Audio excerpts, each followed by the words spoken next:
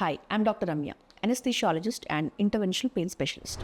మోకాళ్ళ నొప్పితో బాధపడే వాళ్ళని మనం రోజు చాలా కామన్గా చూస్తుంటాం. దీనికి గల ప్రధాన కారణాల్లో ఒకటి ఆస్టియోఆర్థరైటిస్.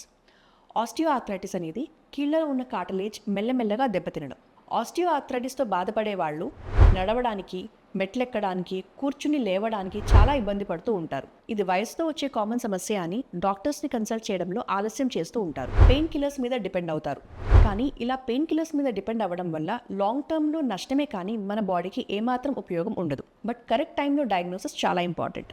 క్లినికల్ ఎగ్జామినేషన్తో పాటు అవసరమైన స్కాన్ల ద్వారా మీ మోకాలు యొక్క ప్రాబ్లమ్ని, దాని గ్రేడ్ని బట్టి రైట్ టైంలో ట్రీట్మెంట్ తీసుకుంటే మీరు నీ రీప్లేస్మెంట్ సర్జరీని అవాయిడ్ చేయొచ్చు. ప్రతి కేసుకి సర్జరీ అవసరం లేదు. ఇప్పుడు నాన్ సర్జికల్ ఇంటర్వెన్షన్స్ చాలా అందుబాటులో ఉన్నాయి. రేడియో ఫ్రీక్వెన్సీ అబ్లేషన్ అనేది మీ నొప్పి పుట్టించే నర్వ్స్ని టార్గెట్ చేసి నొప్పి తగ్గించడానికి హెల్ప్ చేస్తుంది. అలాగే పిఆర్పి థెరపీ మీ జాయింట్లో ఉన్న ఇన్ఫ్లమేషన్ తొందరగా తగ్గడానికి హెల్ప్ చేస్తుంది. So don't ignore the pain, understand it, treat it and regain your quality of life.